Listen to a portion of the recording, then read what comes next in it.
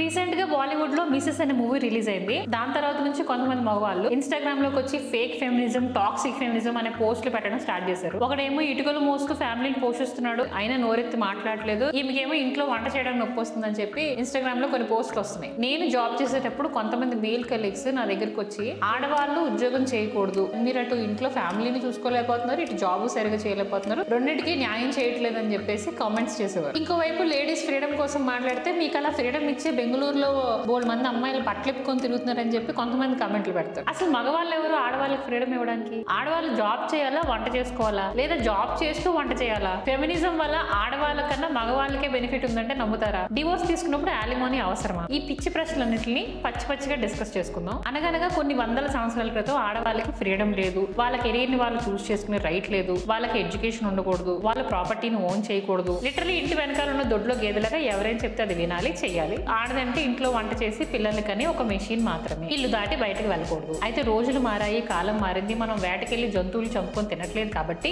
బుర్ర ఉపయోగించి చేసే పనులు ఆడ మగ ఒకలాగే చేయగలరు కాబట్టి కొంతమంది ఆడవాళ్ళకి బుర్రలు పనిచేసి 19th సెంచరీలో రోడ్లు ఎక్కి రంకెలేసి మొత్తానికైతే ఆడవాళ్ళకి ఓటేసే రైట్ ని తీసుకొచ్చారు. యుఎస్ఏలో సూజాన్ బి ఆంథోనీ, ఇండియాలో సావిత్రిబాయి ఫూలే, ఇలాంటి కొంతమంది గొప్ప లేడీస్ ఆ కాలంలో సొసైటీకి ఆపోజిట్ గా వెళ్ళడం వల్ల వాళ్ళకి ప్రాబ్లమ్స్ వచ్చినా కూడా గట్టిగా నిలబడి ఫైట్ చేయడం వల్ల ఈ రోజు ఆ ఫ్రూట్స్ ని మనం ఎంజాయ్ చేయగలుగుతున్నాం. అండ్ నేను ఇలా మీ ముందుకు వచ్చి పబ్లిక్ గా యూట్యూబ్ వీడియోలో మాట్లాడగలుగుతున్నాను. నెక్స్ట్ 1960s ఆ టైంలో second wave of feminism start అయింది. ఇది right to education, equal pay and work place rights. చాలా మంది లేడీస్ దీనికోసం ఫైట్ చేశారు. ఈ రోజు ఫైనల్లీ మనకి అన్ని రైట్స్ వచ్చేసే మనం బాగా ఎంజాయ్ చేస్తున్నాం. Men and women both are equal అని అనుకుంటున్నాం. కొంతమంది మగవాళ్ళకి ఫెమినిజం అంటే పిచ్చ కోపం వస్తుంది, కొంతమంది ఆడవాళ్ళకి మగాళ్ళంటే చాలా హేట్. ఫెమినిజం అనగానే ఫస్ట్ గుర్తొచ్చేది ఆడవాళ్ళు వేసుకునే పొట్టి పొట్టి డ్రెస్సులు, which is very irritating for men if వాళ్ళ ఫ్యామిలీ వాళ్ళు వేసుకుంటే, అండ్ వెరీ బ్యూటిఫుల్ ఇఫ్ రోడ్ను పోయే అమ్మాయో లేదంటే సినిమాలో హీరోయిన్ వేసుకుంటే. అవి ఉంటేనే సినిమాలు చూస్తాం, ఇంటికి వచ్చి నీతులు వాగుతాం. అసలు ఇంతకీ అమ్మాయిలు ఎందుకు అలాంటి డ్రెస్సులు వేసుకుంటారు? వెస్ట్రన్ కల్చర్ లో అయితే అబ్బాయిల యొక్క అటెన్షన్ కోసం పార్టీస్ కి పబ్స్ కి వెళ్లి ఐ క్యాండీ లాగా కనిపిస్తే అబ్బాయిల్ని అట్రాక్ట్ చేయొచ్చు అని చెప్పి. అయితే అది ఒక స్టైల్, ట్రెండ్, ఫ్యాషన్ కింద కూడా మారింది. ఇప్పుడు అది చూసి మనం కూడా ఇదేదో బాగుంది అని చెప్పి వేసుకోవడం స్టార్ట్ చేసాం. అయితే ఇక్కడ వరకు బానే ఉంది, no problem, no issue.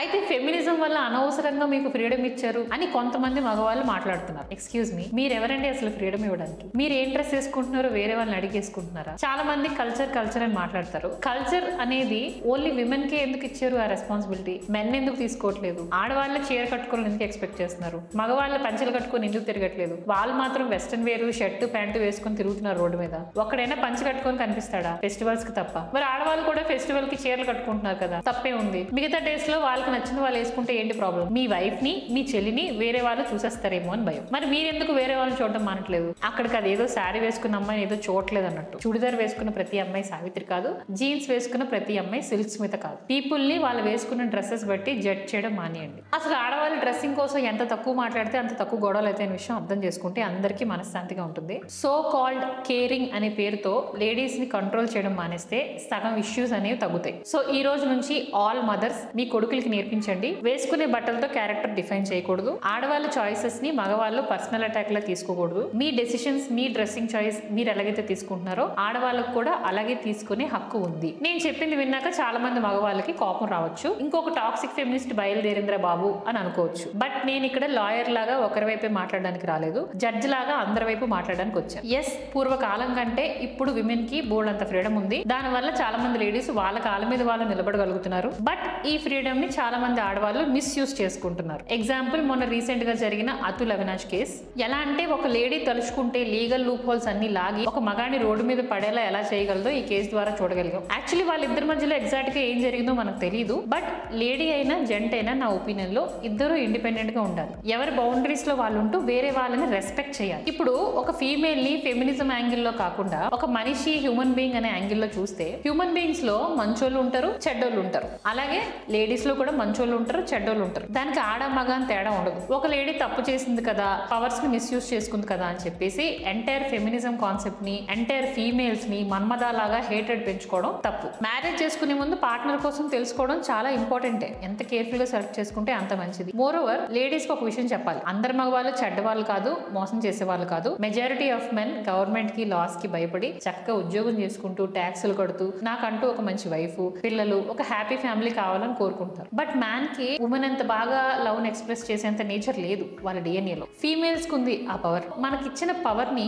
Weapons ని మనం కరెక్ట్ గా యూజ్ చేసుకుని దారి తప్పిపోయిన ఒక మగవాడిని లైన్ లో తెగలం, డిప్రెషన్ లోకి వెళ్ళిన వాడిని నార్మల్ చేయగలం. అంతేగాని వాడిని సర్వనాశనం చేయాలి, వాడిని రోడ్డు మీదకి లాగాలి, వాడి దగ్గర ఉన్నదంతా లాక్కోవాలి, ఇలాంటి థింకింగ్ కరెక్ట్ కాదు. ఈ టార్చర్ కి భయపడి చాలా మంది మగవాళ్ళు సూసైడ్ చేసుకుంటున్నారు. యాక్చువల్లీ అలిమోనీ అనేది పెట్టకపోతే మ్యారేజ్ కి ఇంకా వాల్యూ పడిపోతుంది. జనాలు ఈజీగా డివోర్స్లు తీసేసుకుంటారు. సో దానికి లాస్ కైనా భయపడి కొంచెం ఆగుతున్నారు. అందుకని మ్యారేజ్ లో కొంచెం స్టెబిలిటీ అనేది ఉంది. లేదంటే మరి చిన్న చిన్న విషయాలు కూడా విడాకులు తీసుకుంటారు. సో అలిమోనీని మిస్యూజ్ చేయకండి, దానికి రెస్పెక్ట్ ఇవ్వండి. డివోర్స్ తర్వాత నిజంగానే మీకు బతకడానికి లేకపోతే సపోర్ట్ తీసుకోండి. అట్ ద సేమ్ టైం మీ కాళ్ళ మీద మీరు నిలబడడానికి ట్రై చేయండి. కాళ్ళ మీద కాలేసుకొని ఫ్రీగా డబ్బులు దొబ్బుదాం అనే mentality is not good for the society. అది మెన్ అయినా ఉమెన్ అయినా. ఇప్పుడు ఫెమినిజం వల్ల ఆడవాళ్ళ కంటే మగవాళ్ళకే లాభం కలుగుతుంది అంటే నమ్ముతారా? ఇయర్స్ గా ఎలాగైతే ఆడవాళ్ళు ఇంట్లో బలిలా కూర్చోవాలని చెప్తున్నారో అలాగే మగవాళ్ళు కూడా బయటకు వెళ్ళి జాబ్ చేయాలి అని చెప్పి నల్లిలాగా నొక్కేస్తున్నారు. ఫ్రాంక్లీ స్పీకింగ్, ఇంట్లో వంట చేయడం కంటే బయటకు వెళ్ళి జాబ్ చేయడం చాలా కష్టం. వంటదేముంది, 4-5 రోజులు నేర్చుకుంటే అదే వచ్చేస్తుంది. కానీ ఆఫీస్ లో బాస్ పెట్టే ప్రెషర్, కంపారిజన్స్, టార్చర్, స్టేటస్లు, ఇంట్లో అవసరాలు, ఇవన్నీ చూసి ప్రెషర్ క్రియేట్ అవడం వల్ల ఆడవాళ్ళ కంటే మగవాళ్ళ లైఫ్ స్పాన్ తక్కువ ఉంది. This is fact, we have to accept. Of course ఇంట్లో ఉన్న ఆడవాళ్ళు కూడా రోజంతా కష్టపడతారు, but it is not stressful. So ఇప్పుడు ఎందాక చెప్పిన బాలీవుడ్ లో మిస్సెస్ సినిమా చూసి కొంతమంది యాంటీ ఫెమినిస్టులు పోస్టులు పెడుతున్నారు. అదేంటి అంటే వాడెవడో ఇటుకలు మోసి కామ్గా ఫ్యామిలీని పోషిస్తున్నాడు, నోరెత్తి మాట్లాడట్లేదు, ఈమెకు మాత్రం ఇంట్లో వంట చేయడానికి నొప్పి వచ్చేస్తుంది అని చెప్పి. సో ఇక్కడ ఎక్స్ప్లెనేషన్ ఏంటంటే బ్రదర్, ఇక్కడ ప్రాబ్లం వంట చేయడం కాదు, ప్రాబ్లం రెస్పెక్ట్ ఇవ్వకపోవడం, ఉమెన్ కి ఇంట్లో వాల్యూ ఇవ్వకపోవడం. ఆ ఇంట్లో కూర్చొని ఏం పీకుతున్నావే ప్లీజ్ ఇలా మాత్రం అనకండి. First of all ladies job చేయడమే చాలా మంది మగవాళ్ళకి ఇంకా ఇష్టం లేదు. అండ్ జాబ్ చేయకుండా ఇంట్లో ఉంటే ఇంట్లో కూర్చొని ఏం పీకుతున్నావు అని కామెంట్స్ పాస్ చేస్తారు. కష్టపడి ఇటుకలు మోసకి ఇంటికి వెళ్తే వాళ్ళ ఆవిడ రెస్పెక్ట్ ఇవ్వకపోతే ఎలా ఉంటుంది చెప్పండి? ఇదంతా ఒక సర్కిల్లో తిరుగుతున్నాం మనమే. సొసైటీలో ఇంట్లో కూర్చొని వంట చేస్తే ఆడం కూడా అంటారు. బట్ వంట చేయడం ఎంజాయ్ చేసే మగవాళ్ళు కూడా ఉన్నారు. అలాగని వంట చేయడం ఇష్టం లేని ఆడవాళ్ళు కూడా ఉన్నారు. బయటికి వెళ్ళి జాబ్ చేయడం ఇంట్రెస్ట్ ఉన్న ఆడవాళ్ళు కూడా ఉన్నారు. ఇప్పుడు ఒక మనిషిని మనిషిలాగా డిఫరెంట్ గా చూస్తే ఈ ప్రాబ్లమ్స్ అన్ని సాల్వ్ అవుతాయి. నువ్వు గొర్రెల మందులాగా ఓకే నువ్వు అమ్మాయి కదా నువ్వు వెళ్ళి వంట చేయి, నువ్వు అబ్బాయి కదా నువ్వు వెళ్ళి జాబ్ చేయి, ఇలా తోసేస్తున్నారు. అలా కాకుండా ఒక పర్సన్ ని పర్సన్ లాగా చూస్తే ఎవ్రీ పర్సన్ ఒక డిఫరెంట్ స్కిల్ తో పుడతారు. ప్రతి ఒక్కరికి ఒక యూనిక్ స్కిల్ అనేది ఉంటుంది. ఆ స్కిల్ ని వాళ్ళు యూజ్ చేసుకోవాలి. అంతేగాని గొర్రెల మందులాగా ఆడాలంతా వంటలు చేయండి డిస్పైట్ ఆఫ్ నీకు ఏ స్కిల్ ఉన్నా కూడా అంటే అది ఇంజస్టిస్ కదా. ఫర్ ఎగ్జాంపుల్ ఈ లేడీని చూడండి, ఈవిడ చిన్నప్పటి నుంచి గిఫ్టెడ్, మ్యాథ్స్ క్యాలిక్యులేషన్స్ కంప్యూటర్ కన్నా ఫాస్ట్ గా చేస్తుంది. నాసా వాళ్ళు స్పేస్ లోకి హ్యూమన్ ని పంపించినప్పుడు ఆ పర్సన్ కిందకి ఎలా రావాలో తెలియక అందరూ స్ట్రగుల్ అవుతుంటే ఈవిడ వెళ్ళి కంప్యూటర్ కన్నా యాక్యురేట్ గా క్యాలిక్యులేషన్స్ చేసి ఆ పర్సన్ ఎలా మళ్ళీ భూమి మీద ల్యాండ్ అవ్వాలి అనే విషయాన్ని కనిపెట్టింది. చిన్న పాయింట్ తేడా వచ్చినా కూడా ఆ పర్సన్ ఎక్కడికో వెళ్ళిపోయి పడతాడు, పసిఫిక్ ఓషన్ లోనో లేదా ఏదో ఫారెస్ట్ లోనో లేదంటే మధ్యలోనో బ్లాస్ట్ అయిపోయి చచ్చిపోతాడు. సో ఒక హ్యూమన్ బీయింగ్ స్పేస్ లోంచి భూమికి ఎలా రావాలి అనేది ఫస్ట్ టైం కనిపెట్టింది ఈ లేడీనే. ఇప్పుడు ఈమె ఇంత గిఫ్ట్ తో పుట్టింది కదా, జస్ట్ బికాస్ ఈమె లేడీ అని చెప్పేసి ఈమె లైఫ్ అంతా ఆయనకి వంట చేసుకొని పిల్లలకి చూసుకొని పెంచుంటే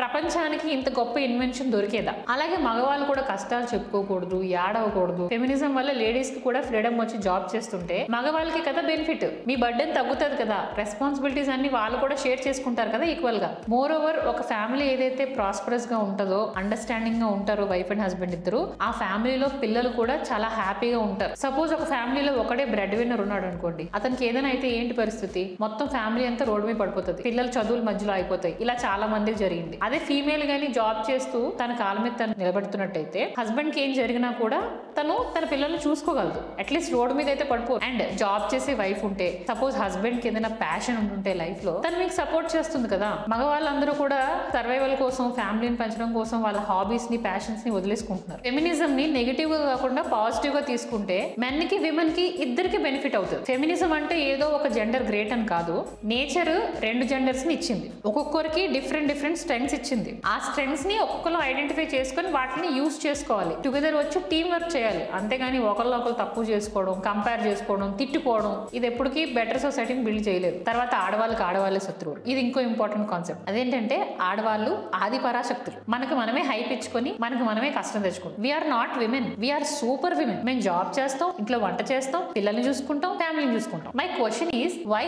ఎందుకు అన్ని రెస్పాన్సిబిలిటీస్ ఉమెన్ నే తీసుకోవాలి? దీనికి ఫెమినిజం కి సంబంధం లేదు. జస్ట్ హ్యూమానిటీగా ఆలోచించండి. సపోజ్ ఆఫీస్ లో 2 ఎంప్లాయీస్ ఉన్నారు, ఒకళ్ళు 8 అవర్స్ పని చేయించి ఇంకొకరు 15 అవర్స్ పని చేయించి ఇద్దరికి సేమ్ అమౌంట్ ఆఫ్ సాలరీ ఇస్తే లేబర్ లాస్ ఊరుకుంటాయా? Then why? ఎందుకు ఉమెన్ లాగా ఉండకూడదు? ఎందుకు ఉమెన్ సూపర్ ఉమెన్ అవ్వాలి? ఇఫ్ ఒక ఉమెన్ హోమ్ ని, ఫ్యామిలీని ఫ్యామిలీని చూస్ చేసుకుంటే తనకి రెస్పెక్ట్ ఇవ్వాలి. ఇఫ్ ఆమె తన కెరీర్ ని చూస్ చేసుకుంటే ఆమెకి ఇంట్లో హెల్ప్ చేయాలి. మీరు ఆఫీస్ నుంచి వచ్చి ఎలాగైతే అలసిపోతారో మీ వైఫ్ కూడా అలాగే అలసిపోతుంది. This is basic humanity, nothing to deal with male and female ego. Then మీకు మాత్రం టేబుల్ మీదకి వేడి వేడి ఫుడ్ వస్తుంది, ఆమె మాత్రం కిచెన్ లో రాత్రి పడుకునే వరకు కష్టపడాలి ఎందుకు? దీనికి మళ్ళీ మదర్ ఇన్ లాస్ సపోర్ట్. ఆడదానికి ఆడదే శత్రువు అని ఎందుకంటారు తెలుసా?